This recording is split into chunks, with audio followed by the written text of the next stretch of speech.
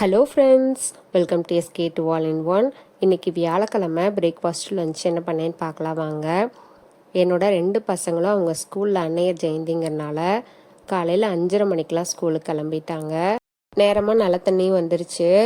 தண்ணி வரும்போதே துணியெல்லாம் துவைச்சிட்டா பரவாயில்லன்னு துணியும் துவைச்சிட்டு தண்ணியெல்லாம் பிடிச்சிட்டு மேலே டேங்க்லாம் நப்புறது அதையும் பார்த்துட்டு வெளியில் நீட்டாக எல்லாம் கூட்டி விட்டு கழுவி விட்டுட்டு சைடு பை சமையல் வேலையும் பார்த்துட்டு இருந்தேன்.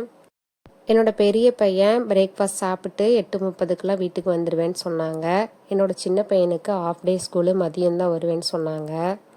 என்னோட ஹஸ்பண்டுக்கு தான் பிரேக்ஃபாஸ்ட்டு லஞ்சும் பேக் பண்ணணுங்கிறதுக்காக ப்ரிப்பேர் பண்ணேன். பசங்களும் லஞ்ச் வீட்டில் வந்து சாப்பிடுவாங்கன்னு அவங்களுக்கும் தான் ரெடி பண்ணியிருந்தேன். பிரேக்ஃபாஸ்ட்டுக்கு தோசை சுட்டு தக்காளி கடையல் பண்ணியிருந்தேன்.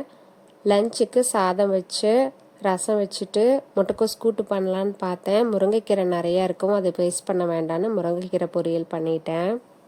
இத்தனை நாளாக தக்காளி ரொம்ப ரேட் ஜாஸ்தியாக இருக்கவும் தக்காளி சம்மந்தமான எதுவுமே அவ்வளோக்கா செய்யவே இல்லை. இப்போ கொஞ்சம் விலை குறையும் தக்காளி கடையில் பண்ணிட்டேன். நான் தக்காளி கடையில்னு பண்ணனாவே கொஞ்சம் ஜாஸ்தியாக செஞ்சுருவேன். அடுத்த நாள் வச்சுருந்தும் சாப்பிட்டுக்கலான்ட்டு, இது கெட்டு போகாதுன்றனால. இந்த தக்காளி கடையிலோட ரெசிபி ஆல்ரெடி நம்ம சேனலில் இருக்குது, வேணால் செக் பண்ணி பார்த்துக்கோங்க.